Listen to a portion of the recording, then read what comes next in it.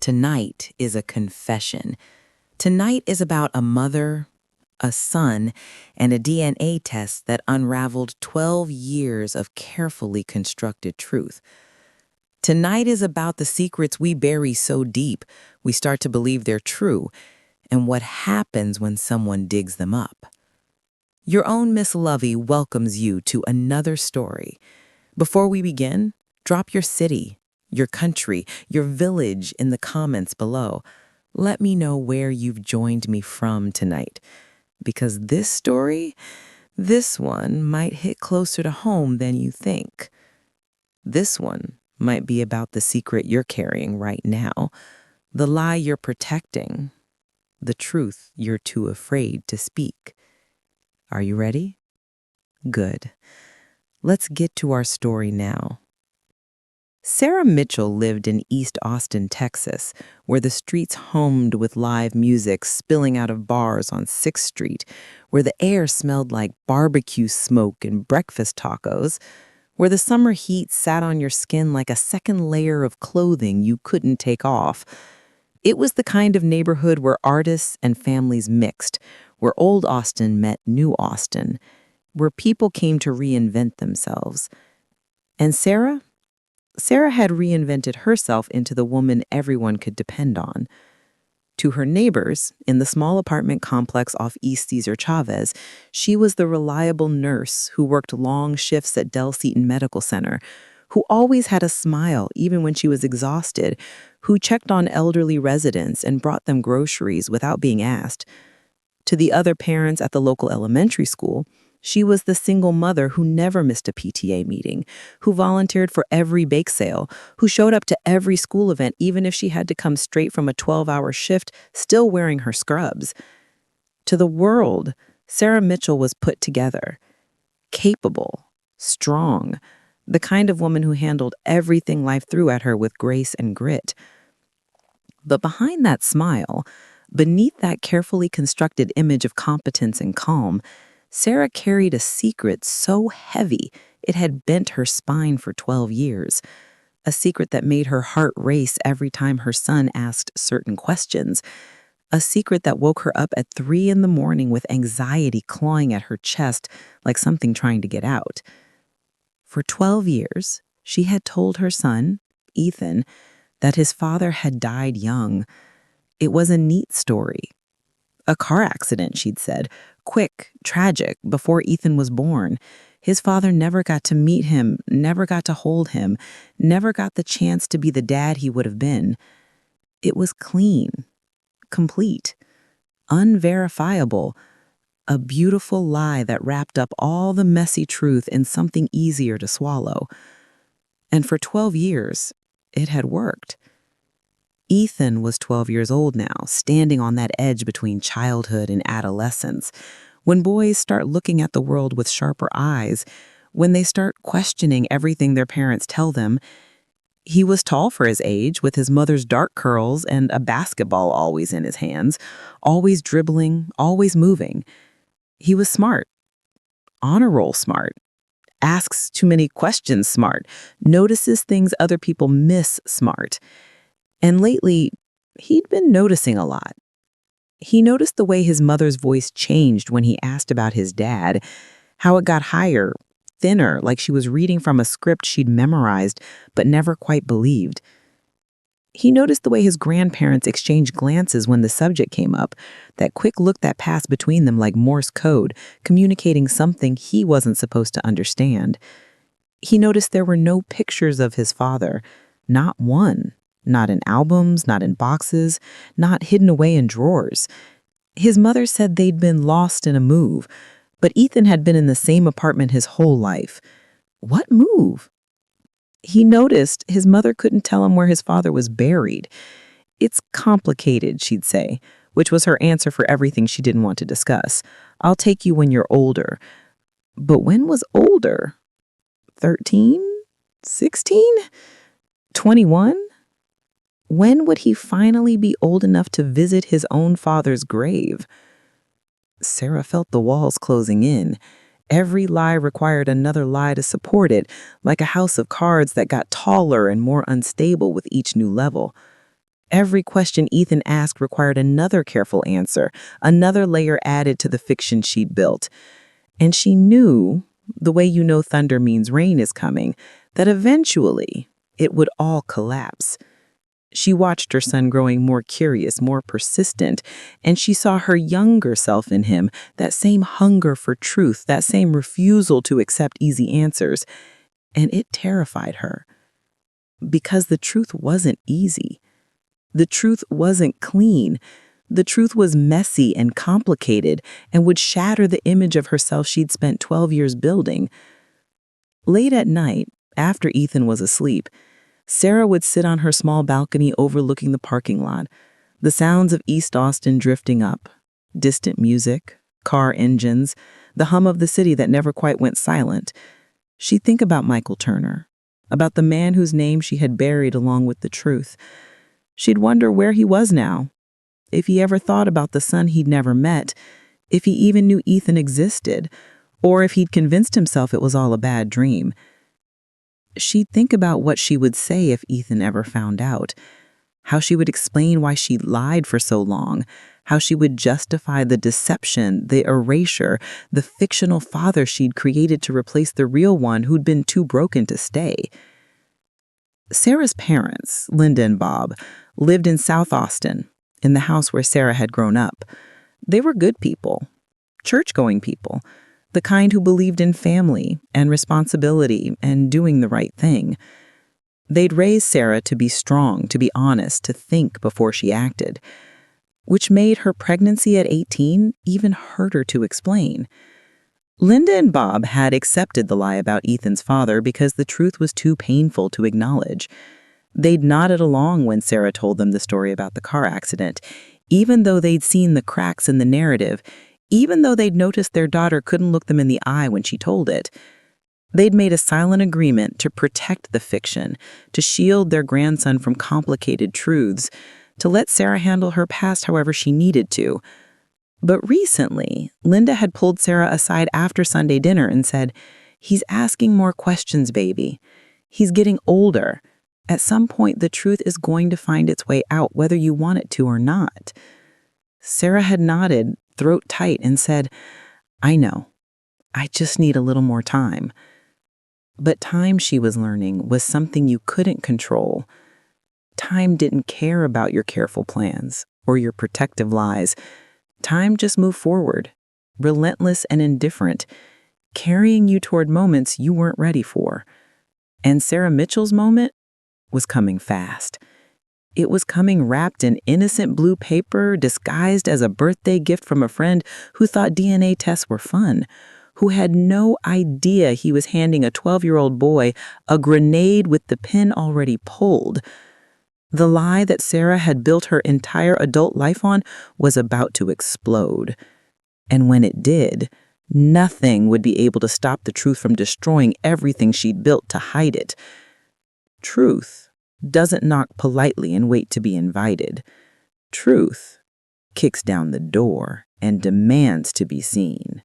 On Ethan's 12th birthday, Sarah threw him a party at Zilker Park, that sprawling green heart of Austin where families gathered and children ran free. It was one of those perfect September afternoons when the brutal Texas summer was finally breaking, when the light turned golden instead of harsh, when the air felt almost comfortable against your skin. Kids ran through the grass, their laughter echoing across the park. A cooler full of juice boxes and water bottles sat sweating in the shade. There was a sheet cake from H-E-B with blue frosting that Sarah knew would stain everyone's fingers and make the kids hyper, but that's what birthdays were for, sugar and chaos and memories that would last longer than the mess. Ethan's best friend Lucas showed up carrying a small box wrapped in blue paper with silver stars, the kind of wrapping job that screamed, "Dad helped with the tape, but kid picked the paper." Lucas was that kind of kid. Pure energy and zero filter. The friend who made Ethan laugh until his stomach hurt. The one Sarah was secretly grateful for because he kept her serious son from taking everything too seriously. "Open mind first," Lucas insisted, bouncing on his heels while the other kids gathered around to watch. Ethan carefully peeled back the paper. He was always careful with gifts, always wanting to preserve the wrapping like it mattered, and pulled out a DNA test kit, the kind you could buy at any drugstore or order online, the kind that promised to unlock the secrets of your ancestry with just a simple cheek swab. "It's just for fun," Lucas laughed, his braces catching the afternoon sunlight. "My dad and I did ours last month. Turns out we're like 3% Nigerian and 2% Italian or something wild like that. You can find out if you're related to George Washington or discover you're secretly a Viking or descended from royalty." Ethan's face lit up with that particular excitement 12-year-olds get when something feels grown up and scientific at the same time. "This is so cool. Thanks, Lucas." Sarah, standing by the picnic table, cutting cake with a plastic knife, felt her stomach drop like she'd missed a step on a staircase. Her hands started shaking. The plastic knife suddenly felt dangerous in her grip. She watched Ethan examine the box, reading the back, asking Lucas questions about how it worked, and she wanted to snatch it out of his hands to say it was broken or expired or that these tests weren't accurate.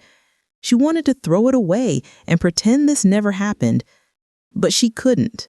Not without raising suspicions, not without making Ethan ask why she was so against something that seemed harmless and fun, not without revealing the fear that was currently clawing at her throat. So she smiled. She said, "That's a really thoughtful gift, Lucas." She watched her son's excitement and felt her carefully constructed world starting to crack. Inside, she screamed. That night, after the party, after the last guest left and the trash was cleaned up and the leftover cake was sealed in Tupperware, Ethan sat at their small kitchen table with the DNA test kits spread out in front of him like buried treasure finally unearthed. The kitchen was small but cozy, with mismatched cabinets Sarah had painted herself and a window over the sink that looked out onto the parking lot. The evening light was fading, turning everything soft and orange, the kind of light that usually made Sarah feel peaceful. But tonight, she felt nothing but dread. "Mom, can I do this tonight?" asked Ethan, reading through the instructions with the focused intensity he brought to everything he cared about. Sarah was loading the dishwasher, her back to him, grateful he couldn't see her face, couldn't see the way her jaw was clenched so tight it hurt. "Sure, baby, just follow the directions carefully." She listened to him rustling with the packaging, reading the instructions out loud, the way he always did when he was excited about something. "Okay, so I have to swab the inside of my cheek for 30 seconds. This is so weird. And then I put it in this tube, and then I mail it off, and then like 4 to 6 weeks, I get my results online." 4 to 6 weeks. Sarah did the math quickly, her mind racing. That would put them into late October, early November. 4 to 6 weeks before her entire life imploded. 4 to 6 weeks before the lies she'd maintained for 12 years came crashing down. She closed the dishwasher and turned around, forcing brightness into her voice, forcing her face into something that looked like calm. "That's really neat, Ethan. You'll have to show me the results when they come in." Ethan grinned, sealing his sample in the prepaid envelope with careful precision. "Do you want to do one too? We could compare and see if we're related to any famous people or if we have DNA from places we didn't know about." Her heart hammered against her ribs. "Maybe later, baby. They're kind of expensive." It wasn't the money. They both knew it wasn't the money. But Ethan didn't push, and Sarah was grateful for that small mercy. The next morning was a Saturday. Sarah watched from the living room window as Ethan walked across the parking lot to the mailbox at the end of their complex, that innocent blue envelope in his hand. The morning light was still soft, the street quiet except for a few early risers heading to their cars. Ethan opened the mailbox, dropped the envelope inside, and raised the red flag to signal the mail carrier. That simple gesture, raising that red flag, felt like setting off a flare that would guide destruction straight to their door. Sarah stood at the window with her coffee mug trembling in her hands, watching her son walk back towards the apartment, and she thought about all the moments in life that seemed small until later when you realized they were the hinge everything turned on. The moment you say yes instead of no, the moment you get in the car or don't, the moment you mail a letter that can't be unsent. This was one of those moments, and there was nothing she could do to stop it. Weeks passed, summer faded into fall.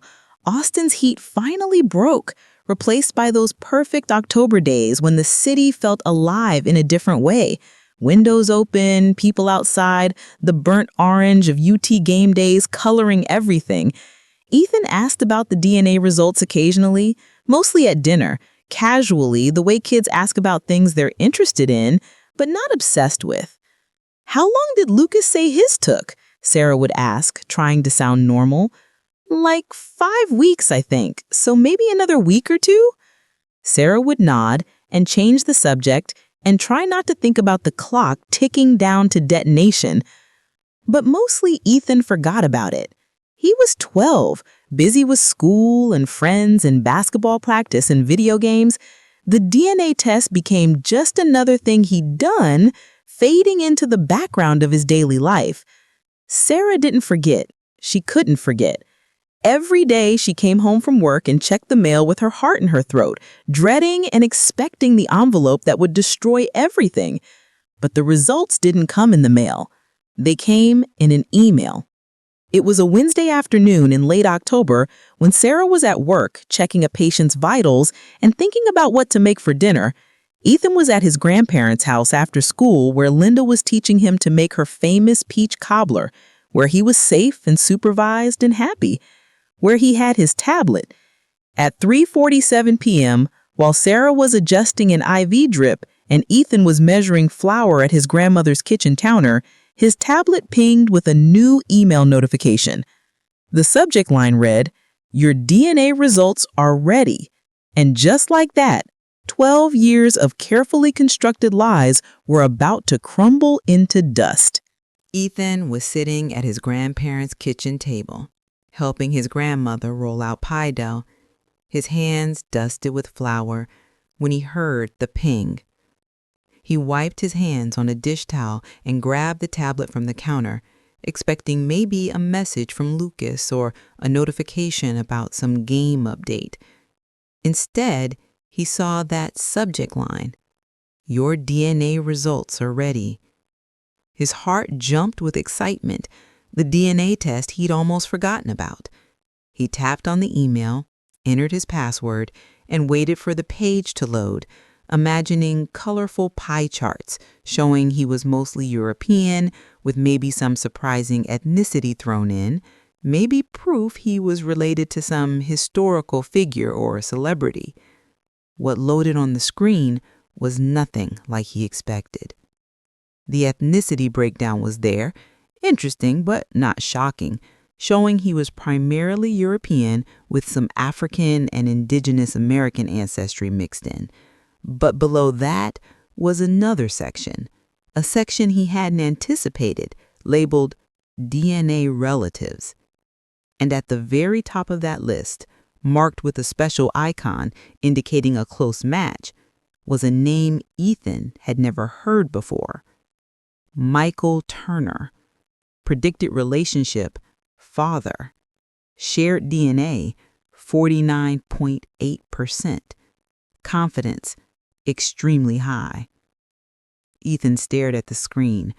The words didn't make sense. They couldn't make sense because his father was dead. His father had died before he was born.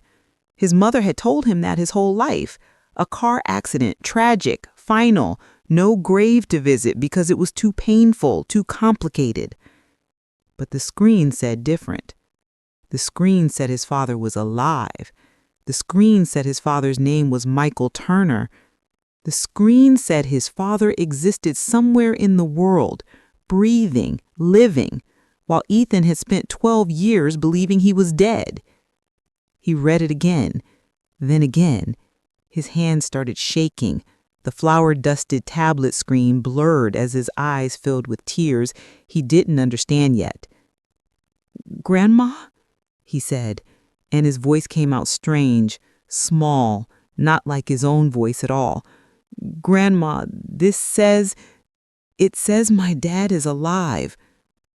Linda's hands froze in the pie dough. She turned slowly, her face draining of color the way it does when something terrible is about to happen, and you know it but can't stop it. "What did you say, baby?" Ethan held up the tablet with shaking hands, flour fingerprints smudging the screen. "The DNA test, it says it found my dad, Michael Turner. It says he's my father. It says he's alive." Linda walked over, wiping her hands on her apron with movements that seemed automatic, mechanical. She took the tablet and looked at the screen. She read it once, twice, her lips pressed into a thin line, her eyes filled with tears. "Oh, God. Oh, God, Sarah, what have you done?" Ethan looked at his grandmother, confused and frightened by the look on her face. Not surprise exactly, but something worse. Recognition. Confirmation. The look of someone whose worst fear has just been proven true. "Grandma, what's wrong? Why do you look like that? I thought my dad was dead. Mom said he died in a car accident before I was born." Linda sank into a chair, still holding the tablet, looking at it like it was a bomb that had just gone off in her kitchen. She reached for her grandson's hand, her own hand trembling. "Baby, I think we need to call Sarah." But Ethan was already pulling the tablet back, scrolling through the information with movements that got faster and more frantic. The website showed more details now. Michael Turner, age 40, living in Dallas, Texas. There was even a profile picture, grainy and small, showing a man with graying hair and tired eyes, and Ethan's exact same nose, his exact same chin, his exact same smile. This wasn't a mistake. This wasn't some computer glitch. This was real. His father was alive. His father had been alive this whole time. And his mother had lied. "Grandpa?" Ethan called out, his voice breaking, cracking with emotion he couldn't name yet. Was it anger, betrayal, confusion? All of it mixing together into something that felt like his chest was being torn open. Robert appeared in the doorway from the living room where he'd been watching the news. He took one look at his wife's face, at his grandson's tears, and his expression shifted from calm to concerned in an instant. "What's happened?" "The DNA test. It found Michael. It found Ethan's father. He's alive, Robert. He's alive, and Sarah told us all he was dead." Robert crossed the kitchen in 3 strides and looked at the tablet screen. His jaw clenched. His hand came up to cover his mouth. He looked at Ethan with eyes full of pain and something that might have been shame. "Son, I need you to listen to me." "Why did she lie to me?" Ethan interrupted, his voice rising now, tears streaming down his face. "Why did Mom tell me he was dead when he's been alive this whole time? Was it all a lie? Everything? My whole life?" "It's complicated," Robert started. "Don't say that," Ethan shouted, standing up so fast his chair scraped against the floor. "It's too hard to explain. I'm too young, but I'm not too young. I'm 12 years old, and I just found out my entire life is based on a lie." Linda stood and tried to pull Ethan into a hug, but he jerked away, the tablet still clutched in his hands like evidence, like proof of a crime he was only beginning to understand. "Do you know?" he asked. "Them both?" His voice breaking. "Did you know he was alive?" The silence that followed was answer enough. "You all knew," Ethan said, his voice dropping to something quiet and terrible. "My whole family knew, and you all lied to me for my entire life. You let me believe my father was dead when he's been out there somewhere, living his life, not even knowing I exist probably." He looked at the tablet again, at the profile picture of Michael Turner, this stranger who was apparently his father, this ghost who was very much alive. Does he even know about me? Does he know he has a son? Linda and Robert exchanged a glance, and in that glance, Ethan saw the truth. They didn't know. Nobody knew, because his mother had buried this so deep, had lied so thoroughly that even they didn't know all the answers. "We need to call Sarah," Linda said again, reaching for her phone with shaking hands. "I want to talk to her," Ethan said, his voice hard now, cold in a way that 12-year-old voices shouldn't be. "I want to know why she lied to me. I want to know everything." Linda dialed Sarah's number while Robert stood with his hand on Ethan's shoulder, trying to offer comfort to a boy who had just discovered that the foundation of his entire life was built on lies. The phone rang, and rang, and rang. At Del Seton Medical Center, Sarah was in the middle of checking a patient's blood pressure when her phone started buzzing in her pocket. She glanced at it, her mother calling. She'd call back later. The phone stopped ringing, then immediately started again. Then a text. "Sarah, call me now. It's about Ethan."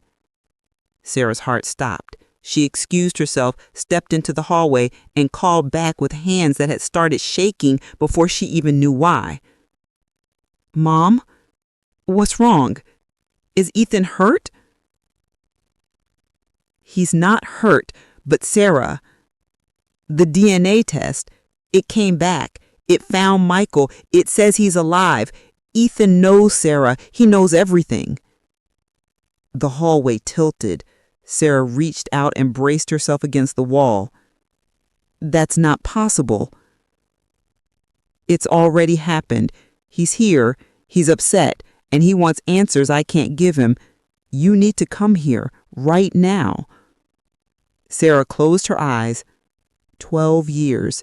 12 years of carefully constructed lies, and it had all come down in an afternoon because of a birthday gift from a well-meaning friend. "I'm on my way," she whispered. And as she clocked out early, as she drove toward her parents' house with her hands white-knuckling the steering wheel, as she prepared to face her son and the truth she'd been running from for over a decade, Sarah Mitchell finally understood. You can't outrun the truth forever. Eventually, it catches up. And when it does, all you can do is face it. The drive to her parents' house took 20 minutes, but Sarah's mind traveled back 13 years in the span of a single breath. She was 18 again, fresh out of high school with the whole world ahead of her and no idea how quickly it could all change. It was summer in Austin, that particular kind of Texas heat that made the air shimmer and the pavement burn through your shoes. Sarah had just graduated, was supposed to start community college in the fall, had her whole life mapped out in careful, responsible steps. She worked at a coffee shop on South Congress, saved her money, listened to her parents' advice about making smart choices, and then she met Michael Turner on a Friday night in June. She'd gone to a dive bar on 6th Street with friends, fake ID in her wallet, feeling rebellious and grown in a way that only 18-year-olds can feel. The bar was one of those places with sticky floors and cheap drinks and music that was more real than polished, the kind of place where actual musicians came to play for people who actually listened. Michael was on stage when she walked in. He was 28, though he didn't look it. Had that kind of boyish face some men carry into middle age, dark hair falling into his eyes, calloused fingers moving across guitar strings like they were speaking a language only he knew. He played old blues mixed with new rock, his voice rough and honest, singing about heartbreak and hope and the space between the two where most people lived their lives. Sarah couldn't look away.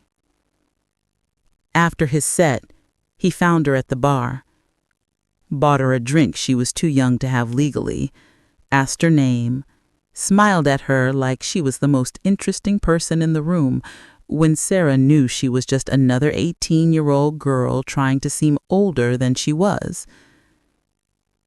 "You've got an old soul," he told her that first night, his eyes already a little glassy from the whiskey he'd been drinking since soundcheck. "You're not like these other kids." Sarah should have run, should have recognized the warning signs. A man 10 years older, interested in a high school graduate, the way he drank too much, the way his eyes got distant sometimes mid-conversation, like he was somewhere else entirely, somewhere darker. Should have listened to the little voice in her head that said this was trouble. But she didn't run. Because Michael made her feel seen, special, like she was more than just Sarah Mitchell, the responsible daughter, the good student, the girl who colored inside every line. With Michael, she felt alive. They fell into each other the way people do when they're not thinking about consequences. He'd pick her up after her coffee shop shifts in his beat-up Honda Civic that smelled like cigarettes and the lavender air freshener he kept hanging from the rearview mirror. They'd drive to Town Lake, before it was renamed Lady Bird Lake, and sit on the rocks, watching the bats emerge at sunset, thousands of them pouring out from under the Congress Avenue Bridge like smoke. He'd play guitar and she'd sing along, her voice tentative but true, and he'd say, "You're beautiful when you sing. You should do more of it." She took him home to meet her parents once.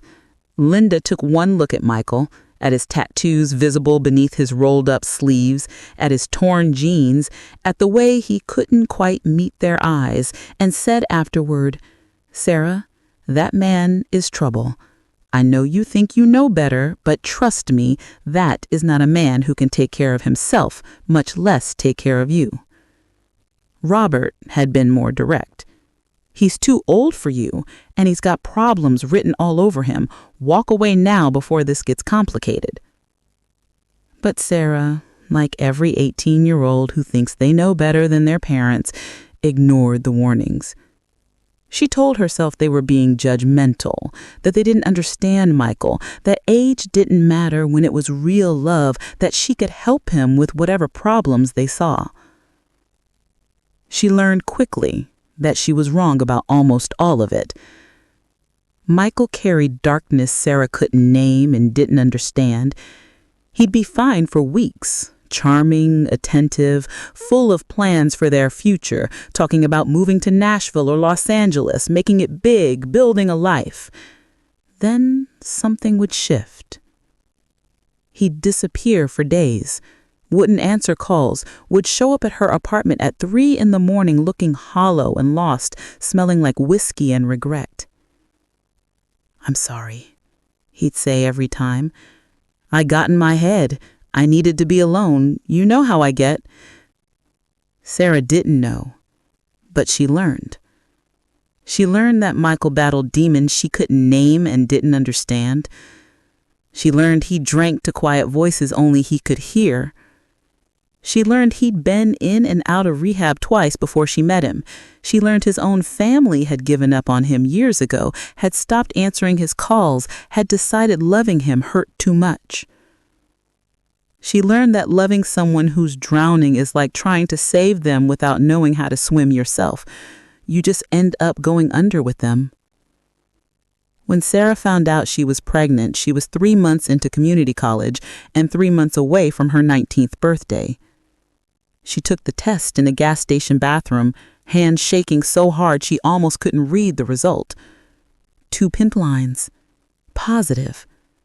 Pregnant. The word felt too big for her body, too real, too impossible. She told Michael that night. They were in his apartment, a 1-bedroom place near Runberg that always smelled like stale beer and unfulfilled potential. He was sitting on his couch with his guitar, picking out a melody he'd been working on for weeks. "Michael," she said, her voice barely steady, "I'm pregnant." His fingers stopped moving.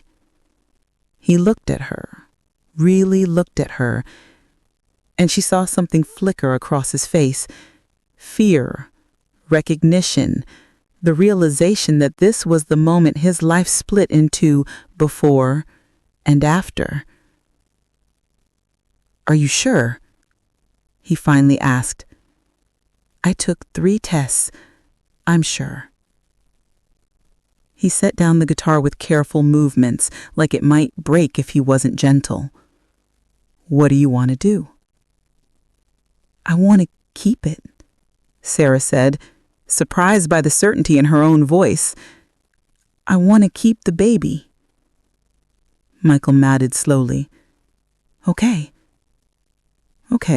we can do this. I'll get clean.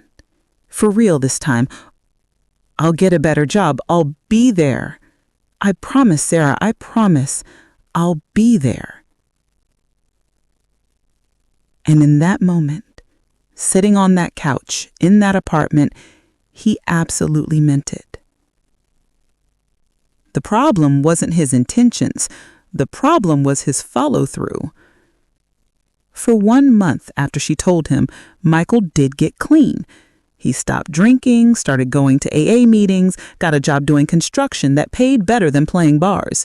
He came to her first ultrasound, held her hand while the technician squeezed cold gel on her barely showing belly, cried when they heard the heartbeat for the first time. "That's our baby," he whispered, his voice full of wonder. "That's our baby." For 1 beautiful month, Sarah thought maybe this would work. Maybe love was enough. Maybe the baby would be the thing that finally pulled Michael out of the darkness he'd been living in for so long. But then his father died. A heart attack, sudden and brutal. He flew to Dallas for the funeral and came back different. Whatever light had been growing in him was gone out again. Snuffed by grief and old wounds Sarah couldn't heal because they'd been inflicted long before she'd ever met him. He started drinking again, missing work again, disappearing again. Sarah was 4 months pregnant when Michael told her he couldn't do it. They were in his car, parked outside her parents' house. She'd called him, frantic, because he hadn't answered his phone in 3 days, and she'd been terrified something had happened to him. "I can't be a father," he said, staring straight ahead through the windshield at nothing. "I can't be what you need me to be. I'm gonna fail. I'm gonna let you down. I'm gonna mess up that kid before they're even old enough to know better." "Michael, we can get help. We can go to therapy. We can—" "No." His voice was flat, final. "I can't do this, Sarah. I'm sorry. I'm so sorry, but I can't do this." 3 days later, he left Austin, took his guitar and his broken heart, and disappeared to Dallas. Sarah pulled into her parents' driveway with her heart pounding so hard she could feel it in her throat. The house looked exactly as it always had, modest, well-maintained, the yard carefully tended by her father, who believed a neat lawn reflected a well-ordered life. But nothing about today was well-ordered. She sat in the car for a full minute, gripping the steering wheel, trying to gather courage that didn't exist. Through the living room window, she could see movement, her mother pacing, her father standing still, and Ethan, her son, hunched over on the couch, looking smaller than he should look, more vulnerable than a 12-year-old boy should ever have to be. The walk from the car to the front door felt like walking to an execution. Linda opened the door before Sarah could knock. Her mother's face was a mixture of sympathy and something harder. Disappointment, maybe, or the exhaustion of carrying someone else's secrets for too long. "He's in the living room," Linda said quietly. "He hasn't said much. But Sarah, he knows. There's no talking your way out of this one." Sarah nodded, unable to speak, and walked inside.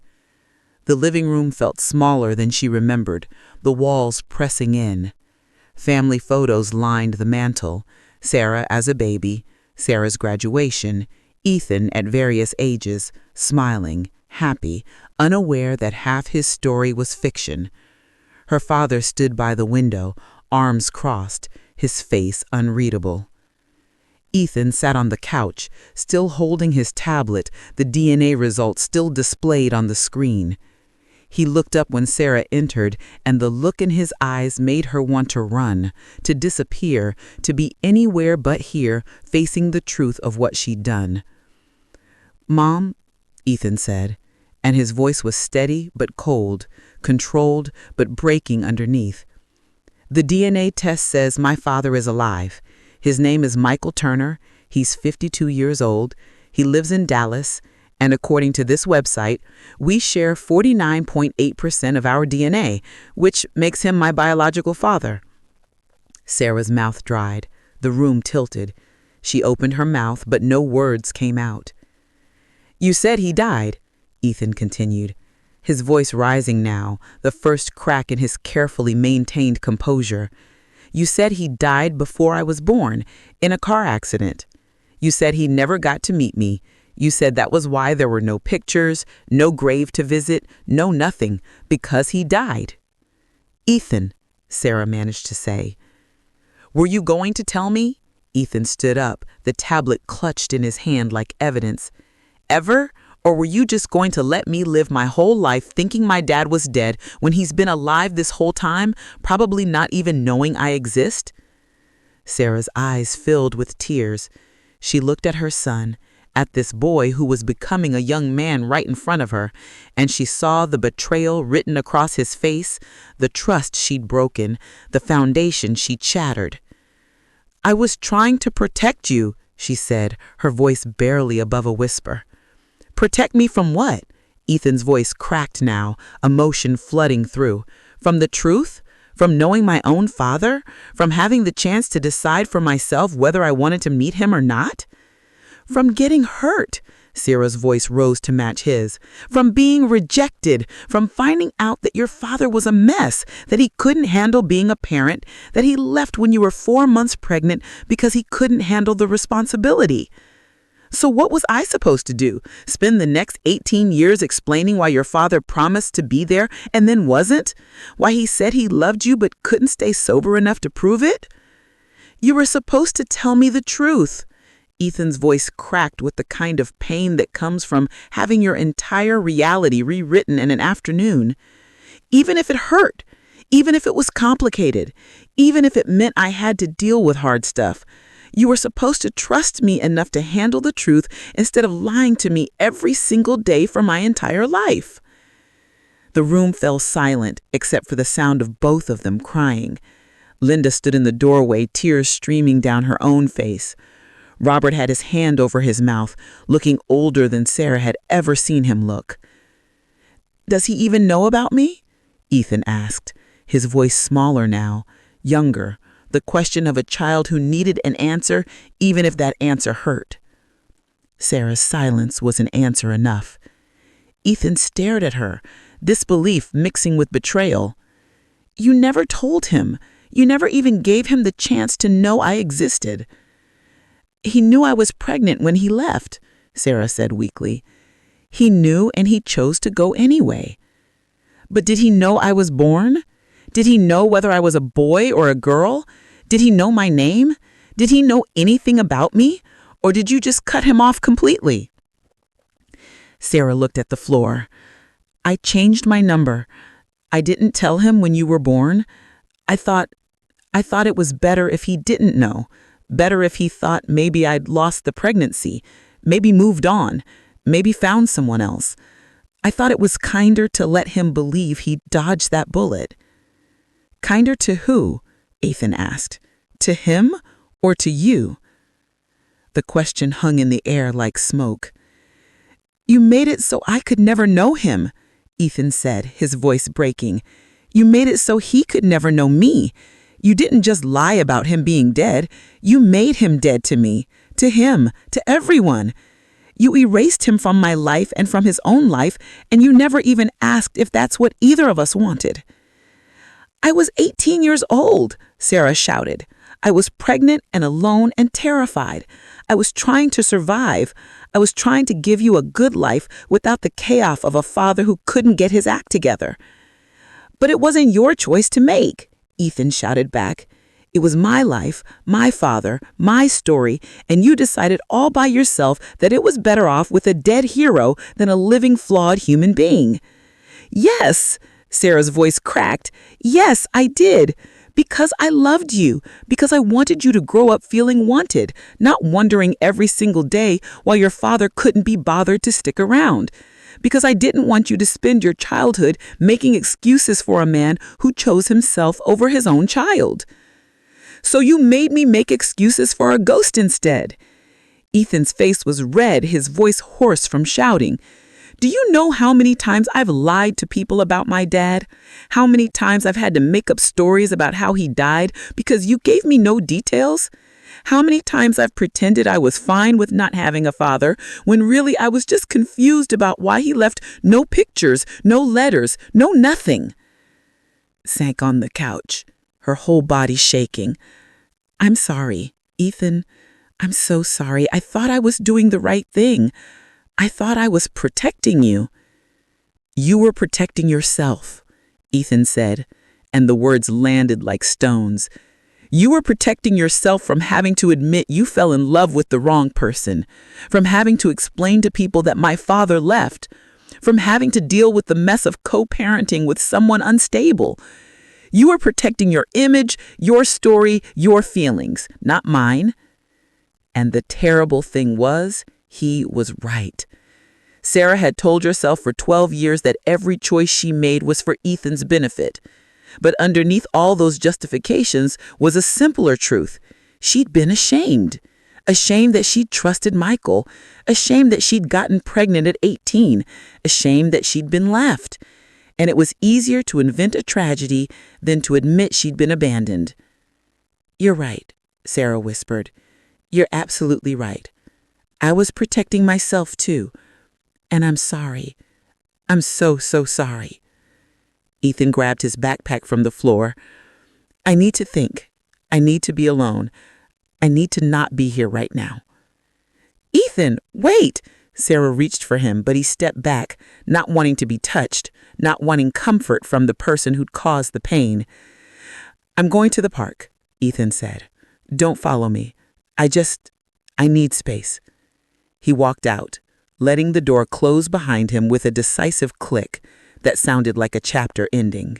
After Ethan left, Sarah sat on her parents' couch and cried like she hadn't cried since she was 18 and pregnant and terrified. Not pretty crying, the ugly kind, the kind that comes from somewhere deep and primal, the kind that shakes your whole body and leaves you gasping for air between sobs. Linda sat down beside her and pulled her daughter into her arms the way she used to when Sarah was small, before the world got complicated, before choices had consequences that lasted decades. "I ruined everything," Sarah sobbed into her mother's shoulder. "I ruined his childhood. I ruined any chance he had of knowing his father. I ruined us. He's never going to trust me again." "He's hurt," Linda said, stroking Sarah's hair. "He has every right to be hurt. But baby, he's your son. He loves you. This isn't the end. It's just a reckoning."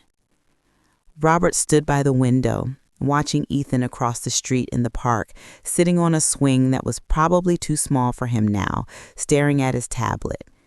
After a long silence, he spoke. "Sarah, I need to say something, and you're not going to like it." Sarah looked up, wiping her face with the back of her hand. Robert turned to face her, his expression serious, his voice careful. "Your mother and I, we enabled this. when you told us you were pregnant and Michael had left, we were the ones who suggested you say he died. We thought we were helping you avoid judgment, avoid gossip, avoid having to explain that our daughter had been left by a man 10 years older who should have known better." Linda nodded, her own eyes wet. "We were ashamed, not of you, for you.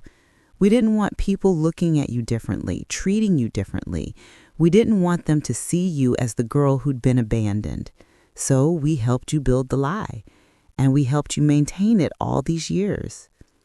"But in doing that," Robert continued, his voice heavy with regret, "we robbed you of the chance to deal with the truth honestly. We robbed Ethan of the chance to know where he came from. We robbed ourselves of the chance to be better grandparents, the kind who tell hard truths instead of comfortable lies."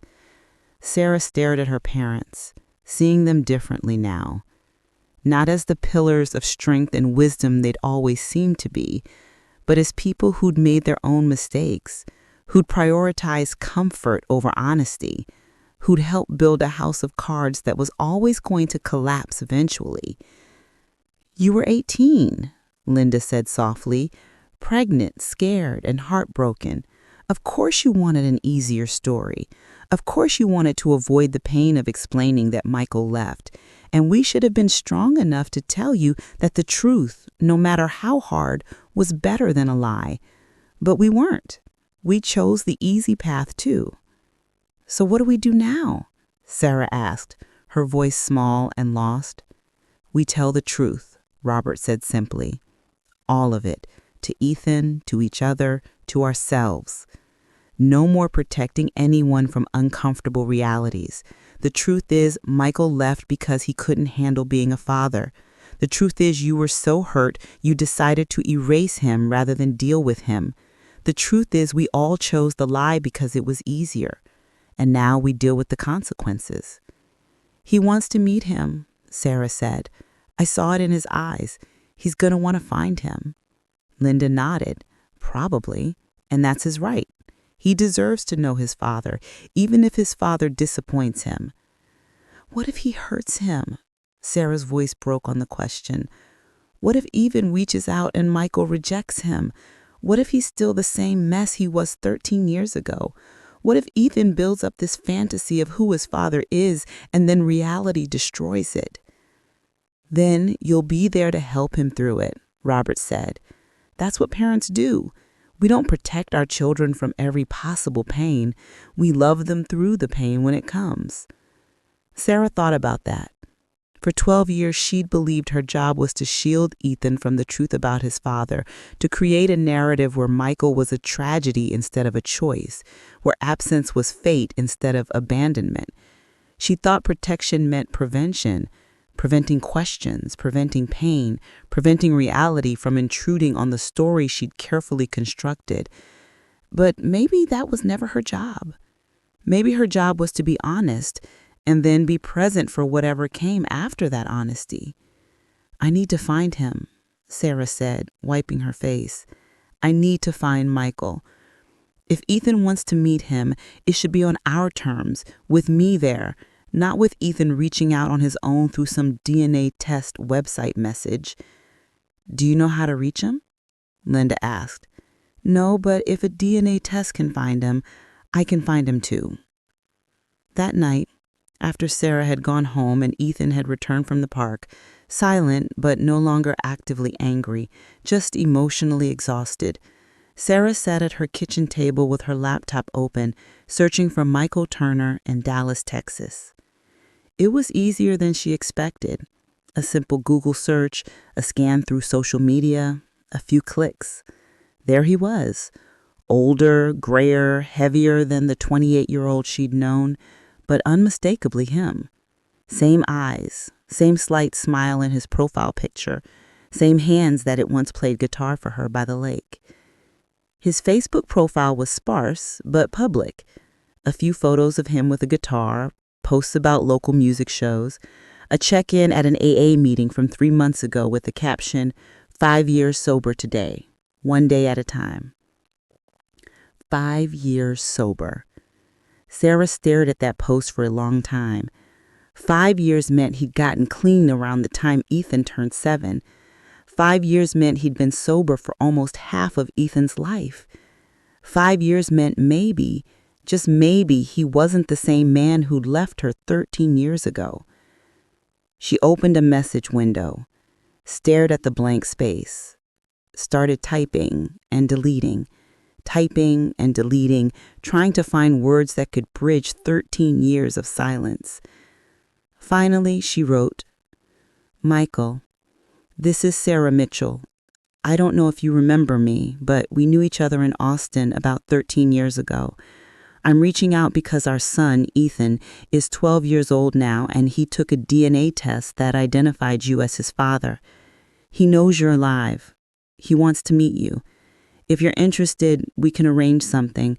If you're not, I understand. But I wanted to give you the choice I should have given you a long time ago. Sarah." Her hand hovered over the send button. This was it, the moment where she gave up control completely, where she opened the door for Michael Turner to walk back into their lives, or to reject them in a way that would break Ethan's heart in a whole new way. She thought about Ethan, about the look in his face when he said, "I want to meet him," about the hope and fear tangled up together in his eyes. She thought about the years she'd spent making decisions for him without him, protecting him in ways he'd never asked to be protected. But maybe that was never her job. Maybe her job was to be honest, and then be present for whatever came after that honesty. She hit send. The message showed as delivered immediately, then seen a few minutes later. Sarah sat in her dark kitchen, staring at the screen, waiting. An hour passed, then 2. She was about to give up, about to close the laptop and accept that maybe Michael didn't want this, when 3 dots appeared showing he was typing. The dots disappeared, appeared again, disappeared, like he was starting and stopping, trying to find the right words just like she had. Finally, a message came through. "Sarah, I remember everything. I remember you. I remember leaving. I remember being the worst kind of coward. I assumed you'd moved on, found someone better, that the baby, our son, had a father who was actually there. I've been thinking about you both every day for 13 years. I've been sober for 5 years. I have a steady job. I'm not the man I was. If there's any chance at all to meet my son, I want it. I need it. Tell me when and where, and I'll be there, I promise. Michael." Sarah read the message 3 times, emotions crashing over her like waves. Relief that he'd responded, fear of what this meant, anger at the 13 years they'd lost, hope that maybe, somehow, this could be healing instead of just more pain. She took a screenshot of the message, saved it, then closed the laptop. Tomorrow she'd show it to Ethan. Tomorrow they'd figure out together what came next. Tomorrow they'd take the first step toward whatever future they were building now, one based on truth instead of lies, on honesty instead of protection, on facing reality instead of hiding from it. But tonight, she just sat in her kitchen and cried again. Not from despair this time, but from the strange mix of grief and relief that comes when something you've been running from for years finally catches up to you. The truth was out, and there was no taking it back. All they could do now was move forward. Sarah showed Ethan the message the next morning over breakfast. They sat at their small kitchen table, the same table where Ethan had swapped his cheek for the DNA test that changed everything. And she handed him her phone without commentary, letting him read Michael's words for himself. Ethan read it once, then again. His face was unreadable, but Sarah saw his jaw tighten, saw him swallow hard, saw his hands grip the phone a little too tight. "He says he's been sober for 5 years, Ethan said finally. "That's what he says. Do you believe him?" Sarah thought about that. The Michael she'd known was a good liar when he needed to be, could say whatever you wanted to hear, but that post she'd seen, that 5-year sobriety chip, those felt real. Or maybe she just wanted them to be real. I don't know, she said honestly, but I think we should find out. They decided on a neutral location, a diner called Norma's off Interstate 35, halfway between Austin and Dallas. Public enough to feel safe, casual enough not to feel like too much pressure. Saturday afternoon, 2 weeks away, giving everyone time to prepare, to process, to panic appropriately. Those 2 weeks were the longest of Sarah's life. She barely slept, playing out every possible scenario in her head. Michael showing up drunk, Michael not showing up at all, Michael being exactly the same mess he'd been 13 years ago, Michael breaking Ethan's heart in new and creative ways. Ethan oscillated between excitement and terror. He'd pull up Michael's Facebook profile and stare at pictures of a man who was both a stranger and family. He'd practice what he might say, then decide it all sounded stupid and start over. At night, Sarah would hear him through the thin walls of their apartment, talking to himself, rehearsing conversations that might never happen. "Mom," asked Ethan one night, 3 days before the meeting, standing in her bedroom doorway in his pajamas looking younger than 12. "What if he doesn't like me?" Sarah's heart broke. She patted the bed, and Ethan climbed in next to her like he used to when he was small and had nightmares. "Baby, he's going to love you. How could he not? You're smart and kind and funny and everything a father could want in a son." "But he didn't want me before," Ethan said, his voice small. "He left before I was born. What if he takes one look at me and decides he made the right choice leaving?" Sarah pulled him close. "He didn't leave because of anything wrong with you. He left because of things wrong with him, things he couldn't fix then. Maybe he's fixed them now. Maybe he hasn't. But either way, you are perfectly, completely lovable. Don't ever doubt that." The morning of the meeting, they both dressed carefully. Ethan changed his shirt 3 times, finally settling on a plain blue t-shirt and jeans. Sarah wore a sundress she'd bought specifically for this occasion, something that said, "I'm put together," without seeming like she was trying too hard. The drive to the diner took 90 minutes. They spent most of it in silence, each lost in their own thoughts, the Texas landscape rolling by outside, endless sky, flat land, the occasional water tower marking small towns they'd never visit. When they pulled into the parking lot of Norma's diner, Sarah saw him immediately.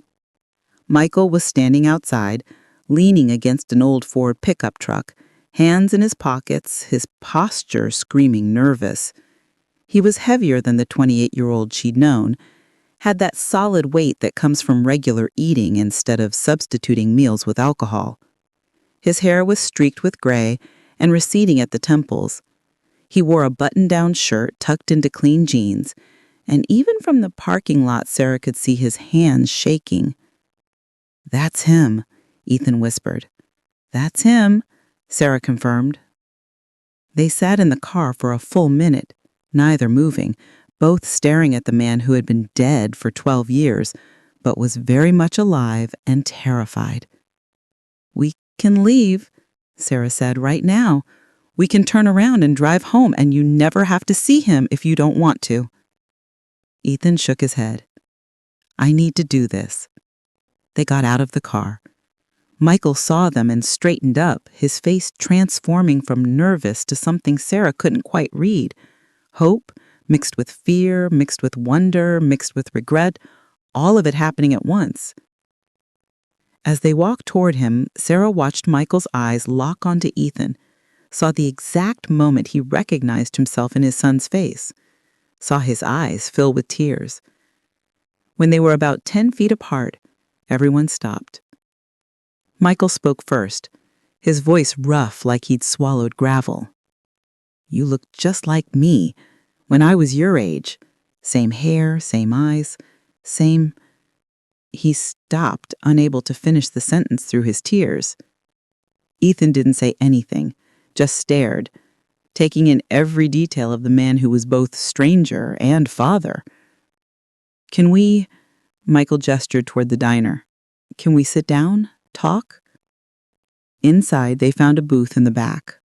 The diner was classic Texas. Checkered floors, vinyl booths, laminated menus offering everything from chicken fried steak to meet us. The waitress came by, took drink orders, gave them space. Michael sat on one side, Sarah and Ethan on the other. The silence stretched until Michael finally broke it. Sarah, I need to say this first. I'm sorry. I'm so sorry for leaving you, for abandoning my responsibility, for being too scared and too messed up to be the man you both deserved. There's no excuse. There's no justification. I was a coward. Sarah nodded, not trusting herself to speak yet. Michael turned to Ethan. And you, I don't even know where to start. I didn't know if you were a boy or a girl. I didn't know your name. I didn't know anything about you except that you existed and I wasn't there. And I've regretted that every single day. Why didn't you come back? Ethan asked, his voice barely above a whisper. If you regretted it so much, why didn't you find us? Michael's face crumpled. Because I was ashamed. Because I was still drinking for years after I left. Because I convinced myself you were better off without me. And by the time I got sober and clear-headed enough to think straight, so much time had passed that I didn't think I had the right to show up and disrupt your life.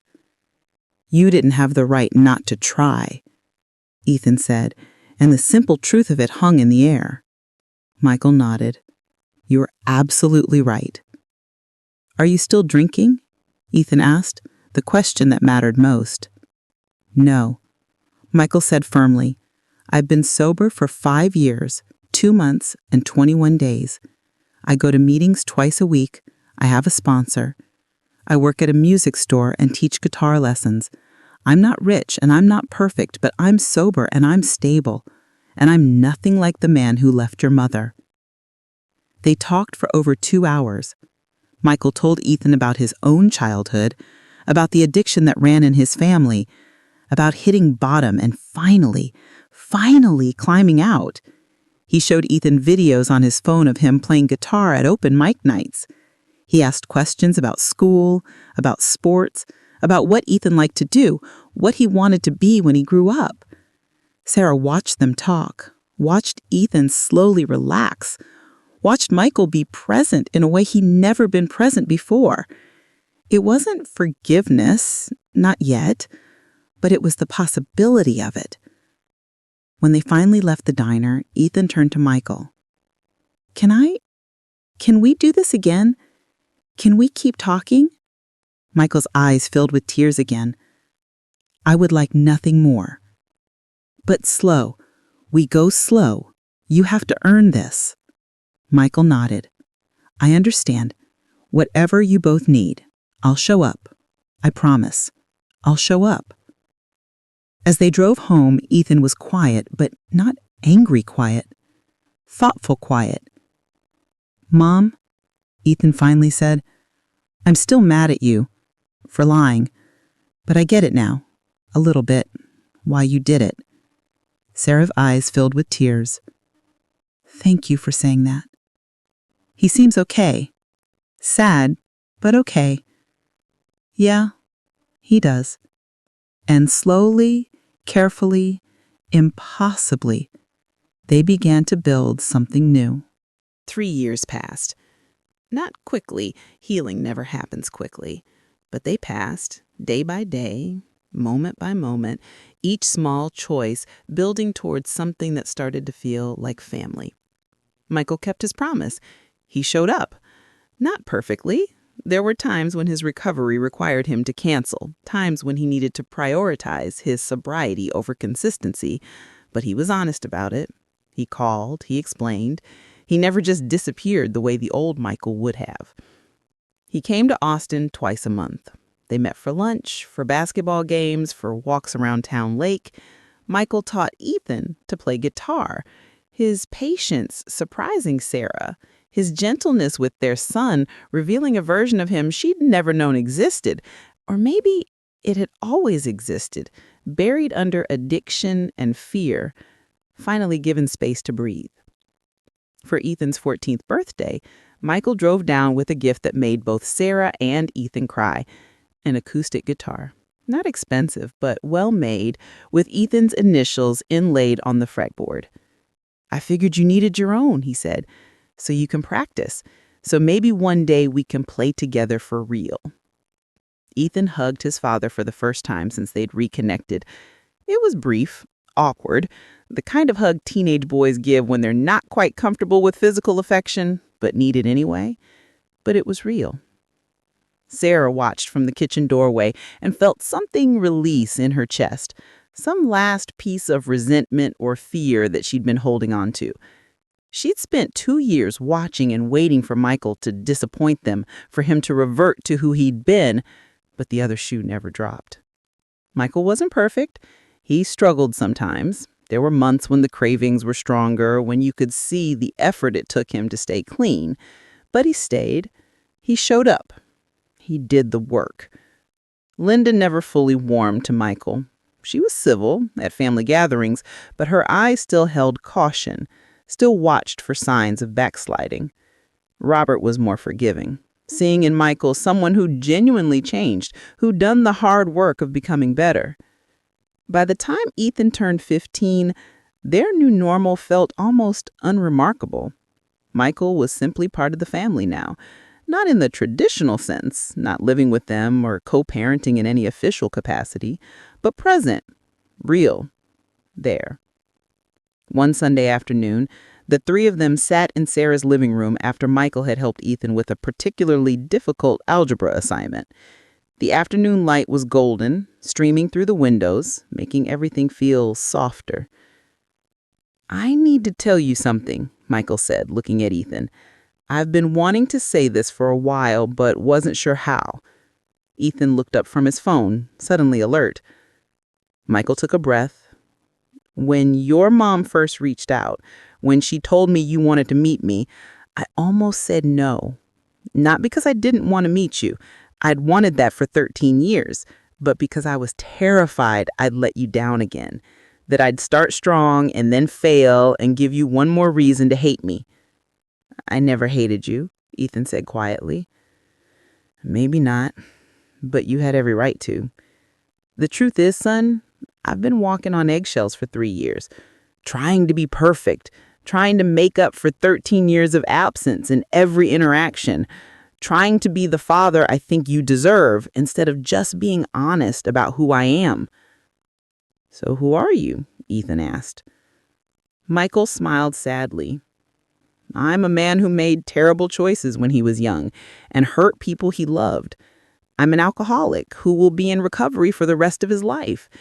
I'm someone who works retail and will never be rich or famous or anything special.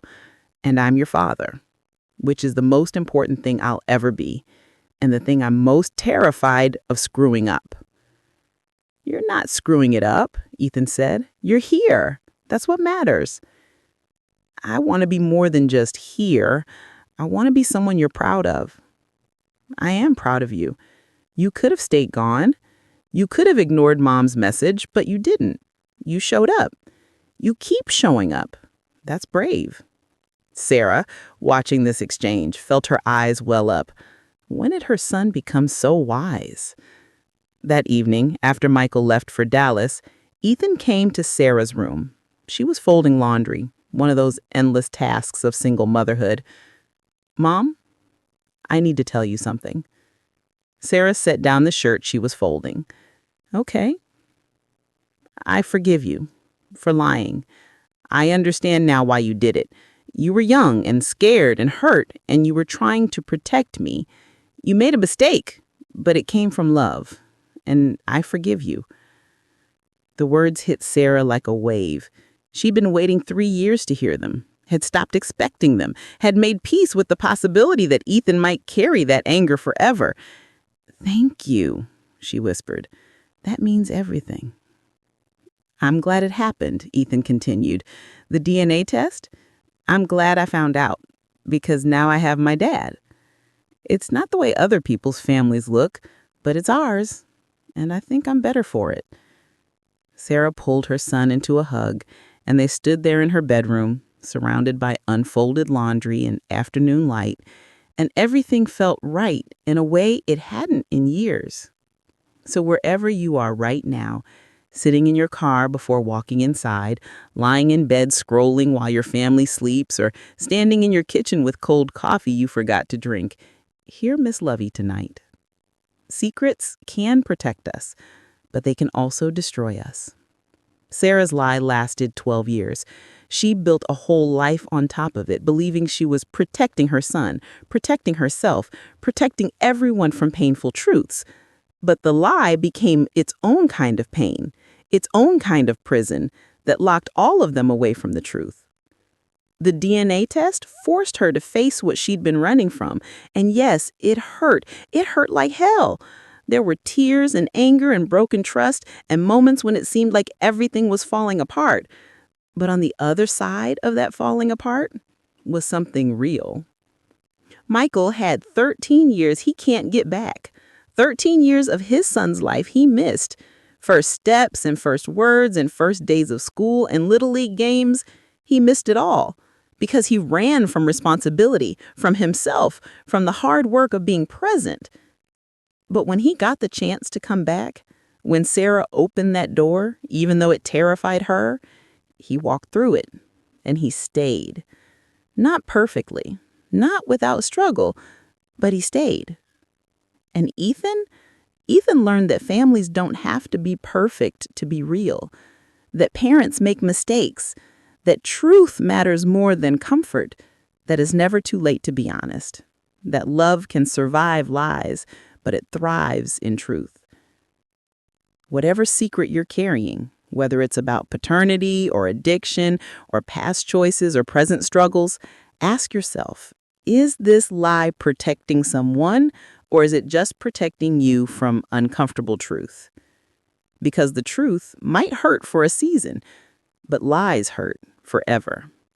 The truth might be messy and require hard conversations and rebuilding trust, but it's real. And real is always better than fake, even when real is harder. They survived judgment so you could survive truth. They kept the rhythm of secrets so you could break it with honesty. They whispered in darkness so you could speak in light. They did it, Michael did it, Ethan did it, and you can too. Welcome home, beloved. Welcome to the truth. Welcome to the hard, beautiful work of being honest. Here we end our story today. Thank you for joining me. If you like being with me, don't forget to like and subscribe. Do check some other stories on my channel. Goodbye for now.